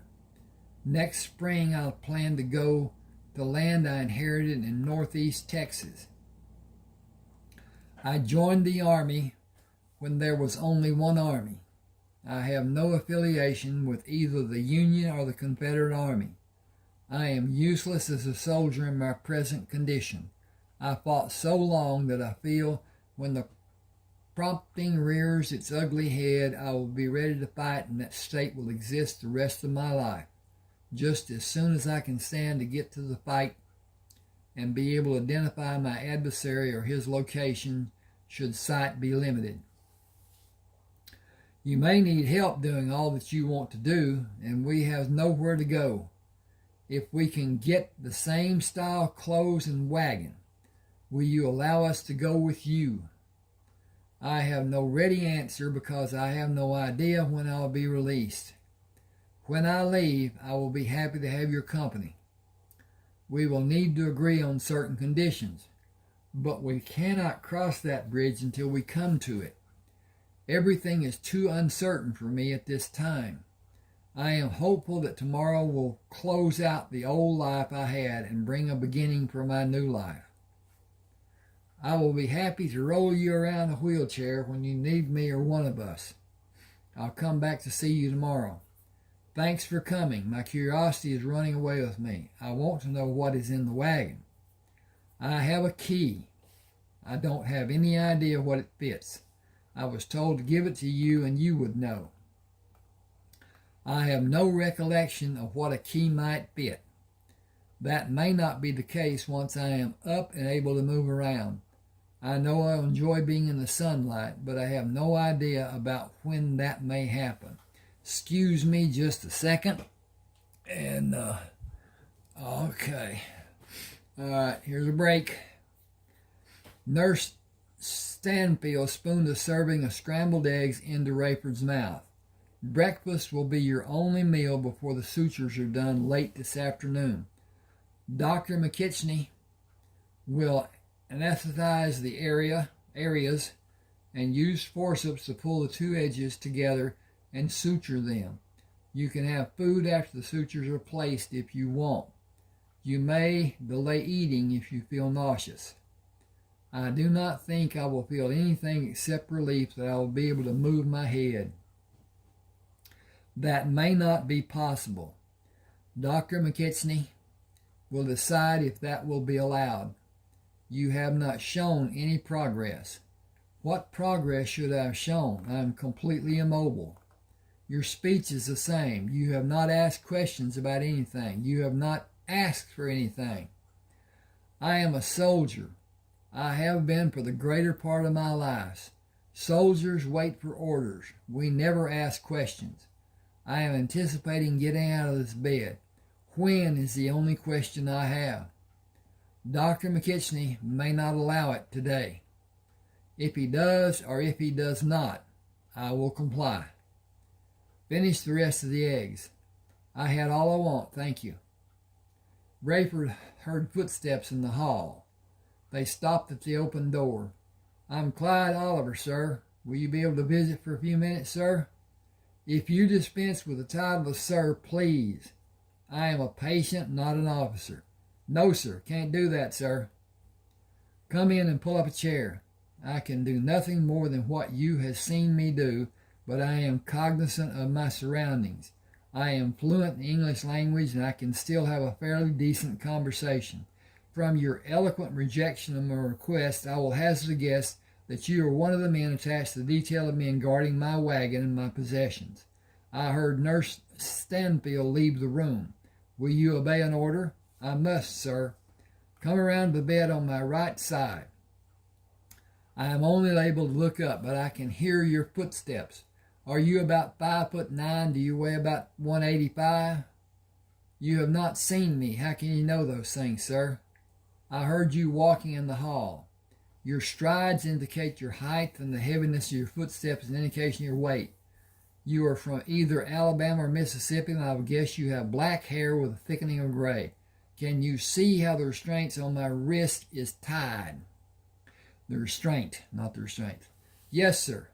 I will not order you to untie the restraints. I will ask you to do it in the one on my left wrist. Neither of them are necessary. Clyde loosened the restraint and finished freeing Rayford's right wrist, then moved around the bed and loosened the restraints from his left wrist. Rayford held his hands up to see them. I have wondered about the extent of my lack of ability to identify an object closer than the ceiling. I can see my hand perfectly. My near vision is obscure as I cannot distinguish the ceiling. My far vision is not affected because I can clearly see my arms and hands. I have not been restricted in movement for reasons that elude... Back up. I have been restricted in movement for reasons that elude me. I believe it is for the convenience of the nurses. I have no intention of doing anything to my head or the bandage on my head. They have an unwarranted fear that I might. Do you have a revolver with you? Yes, sir. Is it a 5-shot Colt? It is, sir. May I have it? Where do you want it, sir? Under the lowest pillow on my right side with the butt away from my head. I will not be treated like a criminal after the sutures are sewn in my scalp this afternoon. If I feel the need, I will leave this hospital and go to the wagon. The concern I have is that I may not be able to walk normally due to the possible problems with balance. We are supposed to report any wish you have to General Grant. I do not believe that will be necessary. The threat to do it might be needed. How far are we from the camp? Less than 15 minutes by horseback, sir. We could have dinner with General Grant if you will join me. I don't think a sergeant qualifies to have dinner with the general. Not like a captain does. It is lieutenant, sergeant. I am a lieutenant. You are a captain, sir. When did I become a captain? I only know the orders we have to serve and protect Captain Rayford Coleman and your possessions, sir. Will you please place the restraints on my wrists? Do you want them tied loose or tight? I am truly ambivalent about that because I do not want them. I suppose loose will be sufficient. I can hide the excess under my arms. I suppose being controlled. I despise being controlled, even if it was thought to be needed, which it was not. I feel I will do better if I sit with my legs over the edge of the bed and move my head. Above all else, I want this captive existence to end. Hang with me just a second. I got to check again. And so, yes, we're doing well. I don't know what that might be like, but I don't think it would sit well with me either, sir. Have you considered what you will do after your retirement? It is going to be so different than Army life, but I have not seen combat. I don't have that hanging over my head. I think getting new clothes will make the difference we need to look like we are civilians. I have been told we have an air about us that shouts of us being military. We will always identify with the military, but pushing cattle will change that for me. Living my life on a farm will do that even more. Being self-sufficient instead of dependent as I have been will be more satisfying. To some degree, we have been held captive all the years we have been in the Army. Quiet now, Nurse Stanfield is coming. How do you know that? I hear her footsteps. I don't, and how do you know it's her? It could be the doctor or someone else. The doctor has a lighter sound to his footsteps than Nurse Stanfield, and he is talking to another nurse about releasing a patient. The patient's lungs must be clear or they will keep him another day. Nurse Stanfield hurried into the room. I will have the orderlies turn the bed around for more light. They are bringing the items needed to suture your head. This might not be what a visitor should be witness to being done. I have plenty of experiences sewing up men. It won't bother me. It is my duty to report to General Grant about what was done and how it affected Captain Coleman. General Grant will want to know when Captain Coleman will be able to report to him. Nurse Stanfield held her head down as she tightened the restraints on Rayford's left wrist. She stepped back when the orderlies pushed the cabinet on wheels into the room and turned the bed around to have light from the doorway. She tightened the restraints on Rayford's right wrist. Dr. McKitchney will be here in a few minutes, and this procedure will not take long. You can tell General Grant that Captain Coleman will be able to report to him when he's able to walk unassisted. He should have a conveyance of convenience rather than be jostled riding a horse. Captain Coleman is not well, but his stay with us is being paid by the United States government. He may be transported to another location when it is needed after another night has passed. Dr. McKitchney instructed the hospital orderlies to bring the cabinet into the hallway and push the bed closer to the opening of the door. I have a chair to sit in while I do the sutures. At times you may feel pressure and tugs as the orderlies assist in moving your scalp to be sutured. You should not feel any degree of pain. I am ready, no matter how much pain I may need to endure. Proceed, please, doctor. Oh, okay. I need to change this just a second. I'll be P-L-E-A-S-E.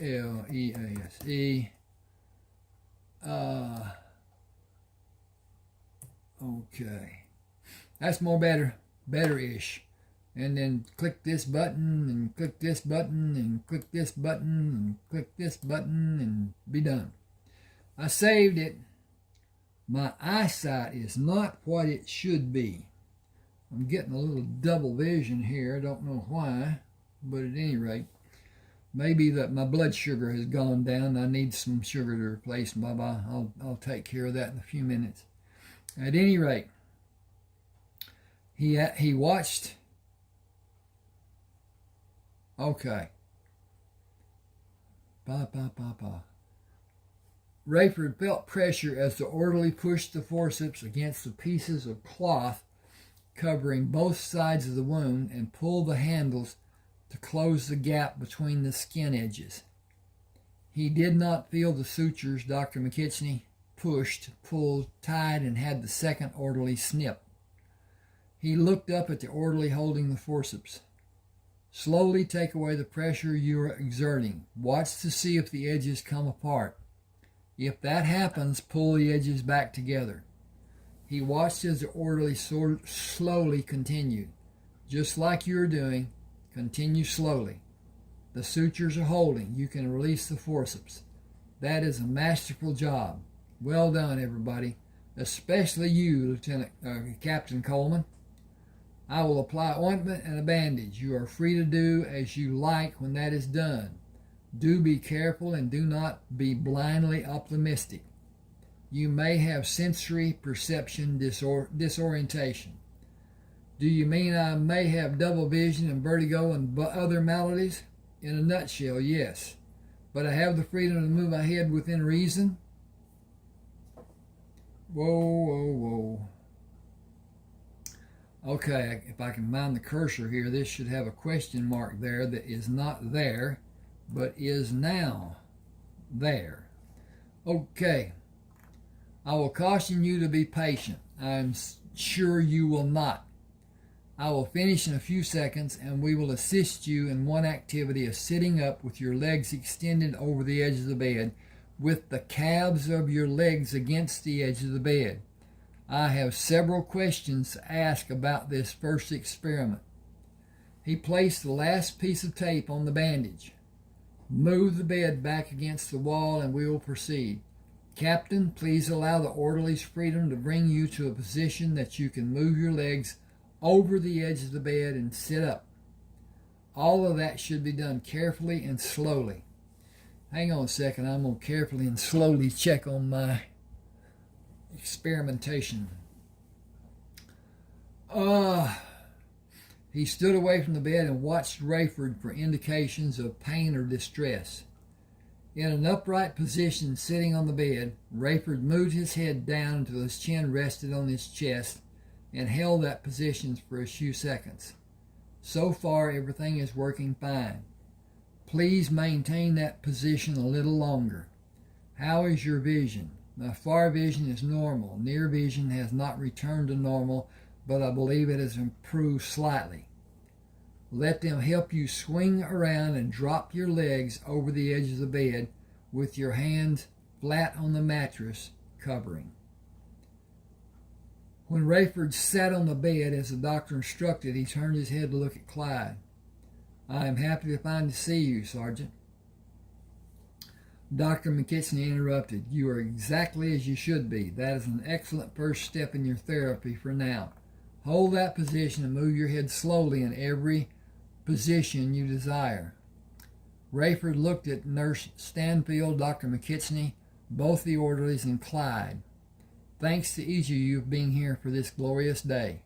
My life came within a thread breadth of being ended, and now it has started over.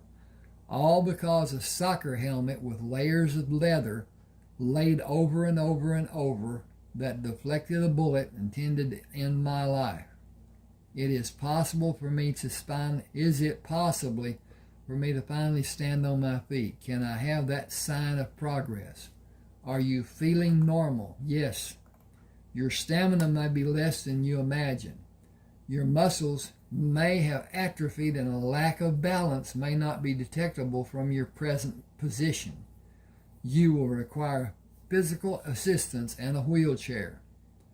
I very much want to be in the light of the sun. That will make me extremely happy. Let the orderly stand beside you and help if it is needed. Talk to them and listen to them. You can go outside by using a wheelchair. Do not attempt to stand or walk. I need your promise. I will glory in being outside, and I will act as a sane person should. I promise to remain seated in the wheelchair today. Tomorrow will be another day with its own promises. Gentlemen, if you will. Slippers first, but not slipping. It will be a blessing if you have the slippers and do not have a means to slip today or tomorrow. The thickness of the bone in your skull was diminished, but not to the point of being weak. just weaker than normal. It is difficult for me to predict if it will be repaired by your body or remain in its present state. You do not appear to have suffered physically more than superficially. When the evacuations of foreign objects in your body are accomplished and you feel stronger, you will have my release to join the activities ordered by the Army, particularly General Grant. He has been persistently insistent with messages. He is not a man to be taken lightly. What were the messages? He is concerned that you are not being properly guarded and so many other concerns, but no demands. It is not that I am taking him lightly. That would be extremely foolish. I cannot answer most of his questions. No medical person can. You have special needs, and a book with instructions telling how your case should be properly administered does not exist in my world. I can do nothing more than tell him you will be here another week or longer. Rayford slipped over the edge of the bed and stood solidly on the floor. It must be the magic slippers. I am up and perfectly balanced. Can I get a ride into the great outdoors? Sergeant Oliver left with the hospital orderlies. I'll bring the wheelchair, sir. I can do nothing more than wait for you, Sergeant. I am ordered to refrain from strenuous efforts of questionable nature or duration. Dr. McKitchney pushed the bed against the wall and pulled it back. You could open the window to experience the greater outdoors. That act would break one of my cardinal rules. I never stand in front of an open window. Why do you have that rule? Sergeant Oliver's bringing the wheelchair. I know, I heard you tell him to bring it. He is nearing the door with the wheelchair. You have no way to know what that because you have been looking at me. You could not see a shadow or a reflection of light. I heard the wheel noises. I hear them as he is approaching the door. Sergeant Oliver turned to bring the wheelchair through the doorway. Here is your new ride, sir. It is remarkable that you're able to hear the sounds made by the wheels of the chair, Captain. Your hearing is exceptional. Can I get a deck of playing cards? I will try to find one for you. Do you want the deck today or tomorrow? When it is possible. I will send an orderly. General Grant will question the purchase. He will understand. He has been such a stickler about every change. I wonder about his understanding. I seriously doubt that he had an interest, probably an aid attempting to seem relevant. Then my concern is not needed. General Grant deals with major problems and he must make decisions without pertinent information to guide him through the process. I doubt that he sent even one message concerning my physical being or welfare. Would an aide sign General Grant's name? It would be a major offense if it was done. Every message has his signature on it. He wants you to be in complete control of your facilities when you return to duty. Excuse me.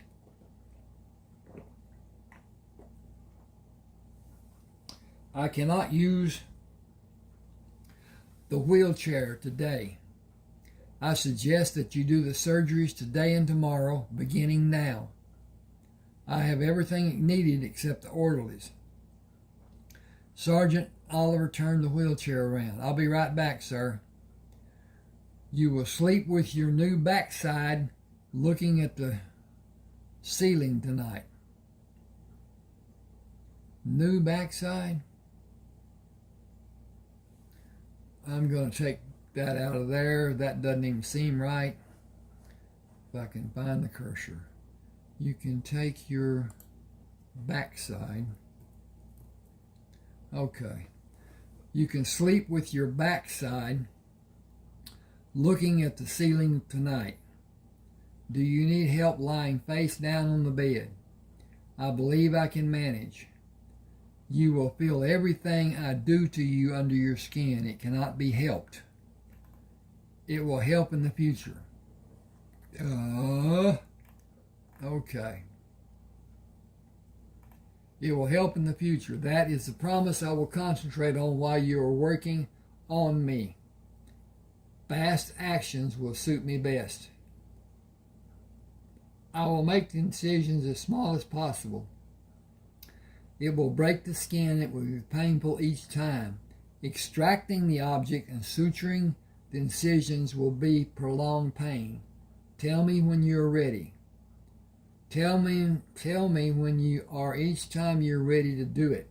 I will be ready.